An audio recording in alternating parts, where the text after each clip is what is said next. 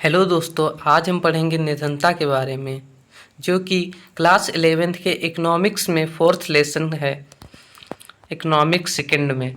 तो निर्धनता हमारे आर्थिक स्थिति पे अधिक प्रभाव डालती है।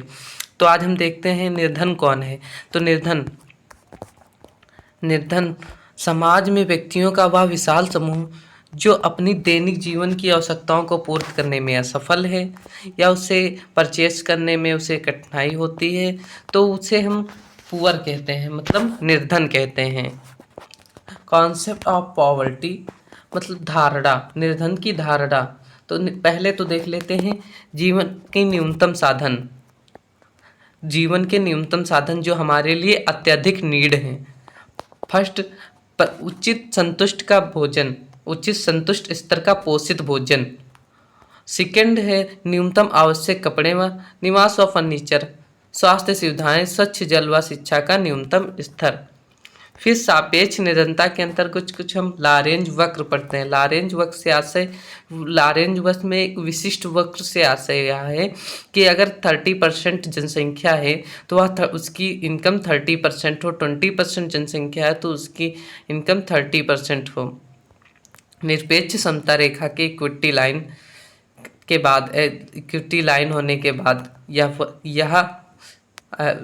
जब 30% लोग 30% इनकम, 20% लोग 20% इनकम होती है, तब वह निरपेक्ष समता रेखा या विशिष्ट लारेंज वक्र होते हैं के तहत आते हैं। फिर क्या पढ़ते हैं, अग्रलिखित दो धारणाएं हैं निर्धनता की अग्रलिखित। प्रथम सापेक्ष निर्धनता।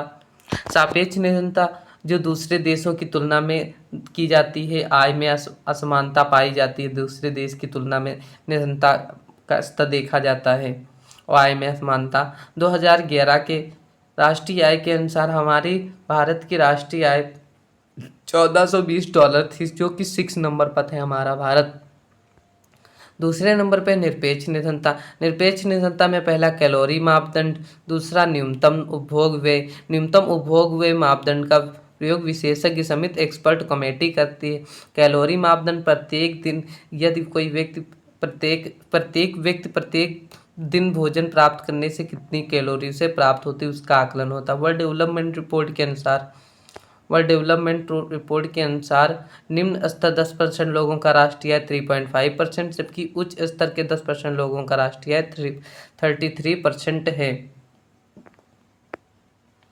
फिर हम पढ़ेंगे कैटेगरी ऑफ पुअर पीपल की श्रेणी, निर्धन लोगों की श्रेणी। पहले हैं चिरकालिक निर्धन। चिरकालिक सदैव निर्धन रहते हैं, वह सामान्य निर्धन अर्थात निर्धनता रेखा के नीचे। उदाहरण भूमिहीन मजदूर और मजदूर। दूसरे नंबर पे आते हैं अल्पकालिक निर्धन, मौसमी निर्धन व अल्पकालिक निर्धन। मौसमी निर्धन वे होते हैं जो गैर निर्धन के बीच आते हैं, जैसे छोटे किसान, मौसमी मजदूर। अल्पकालिक निर्धन जो निर्धनता रेखा के ऊपर नीचे आते रहते हैं, जैसे जुआरी। और तीसरे नंबर पे है गैर निर्धन जो निर्धनता रेखा के सदैव ऊपर रहते हैं, कभी गरीब नहीं होते, जैसे वकील, अध्यापक, डॉक्टर आदि, CS आदि। फिर 5 नंबर पे देखते हैं निर्धनता के कारण क्या है। निर्धनता का प्रमुख कारण है बीमारी से बहुत व्यय बढ़ जाता है, जिससे कि परिवार निर्धन हो जाता है। शारीरिक अपंगता, कोई भी अंग कार्य करने से उसे वह कोई विशेष कार्य नहीं कर पाता है। तीसरे नंबर पे है निरक्षरता। निरक्षर वे अपना कार्य कुशलता से नहीं कर पाता है। 4th नंबर पे है आलस होने, कार्य मिलने पर भी आलसी व्यक्ति कुछ करना नहीं चाहते हैं। अपव्यय की प्रवृत्ति होने से अधिक खर्च करने के अभ्यस्त हो जाते हैं और गरीबी को और बढ़ जाते हैं। बुरे आदतों में पड़ना, शराबखोरी, जुआ खेलना, वेश्यागमन आदि।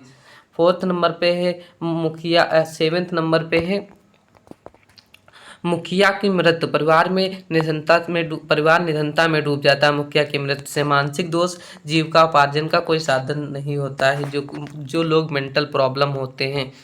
फिर फिजूल की वस्तुओं पर खर्च। सामाजिक कारण, बाय आडंबर और शान शौकत, वह फिजूल की वस्तुओं पर अधिक खर्च करते हैं दिखावा में। फिर सेकंड नंबर पे है कर्म कांडों पर धन का व्यय। आजकल अंधविश्वासियों, ढोंगियों पर अधिक व्यय हो रहा है। दूसरी शिक्षा प्रणाली, हमारी शिक्षा प्रणाली सैद्धांतिक है, जबकि हमारी हमारी शिक्षा प्रणाली की नीड व्यवहारिक शिक्षा है, जो कि इसका अभाव है। गंदी बस्तियों से अनेक रोग हो जाते हैं, जिससे कि लोग बीमारियों में ही पड़े रहते हैं और अधिक अपना वे खर्च कर देते हैं। दूसरा, युद्ध निर्धनता को जन्म देता है। युद्ध से, जैसे कि हमारा देश आज़ाद होने के बाद हमारे देश का युद्ध चीन और पाकिस्तान से, जिससे कि हमारी आर्थिक स्थिति पे अधिक प्रभाव पड़ा था और लोग निर्धन हुए थे इसी के कारण बस। फिर फोर्थ नंबर पे है, नंबर पे आर्थिक कारण में प्रथम कारण हो जाएगा परंपरागत रूप से खेतों का अभी भी कई राज्य में पुरानी तरीकों से अपनाया जाता है, इसलिए वहाँ उत्पादन कम होता है। उद्योगों की पिछड़ी दशा, हमारे देश में उद्योगों की मात्रा अभी कम है। परिवहन संचारी साधनों का असमान वितरण ग्रामवासियों को हानि है, इससे कि वहाँ साधनों का अभाव है। पूंजी का दोषपूर्ण संचय, अनुत्पादक कार्यों में हमारे देश में अनुत्पादक कार्यों में अधिक पूंजी लगती है, जिसका कोई लाभ प्राप्त नहीं होता है, न जनता का न उसे। और प्राकृतिक साधनों का उपयोग न किया जाना, हमारे यहाँ उचित ढंग से प्राकृतिक साधनों का उपयोग नहीं किया जाता है। फिर भौगोलिक कारण क्या है? भौगोलिक कारण में प्रथम प्राकृतिक प्रकोप, बाढ़ आ जाना, भूकंप आदि, इन कारणों से हमारे यहाँ दरिद्रता में योग आता है। अभी हाल ही में सीतापुर जिले में नहर कट जाने से उस गांव और आसपास गांव में अधिक प्रभाव पड़ा, जिससे दरिद्रता में योग आया। प्रतिकूल जलवायु को प्रभाव कार्य क्षमता डालती है। जिस दिनों अत्यधिक गर्मी होती है, उस दिनों में काम करना कठिन होता है, जिससे उत्पादन प्लस आय दोनों पर प्रभाव पड़ता है। आज के लिए इतना ही। धन्यवाद दोस्त।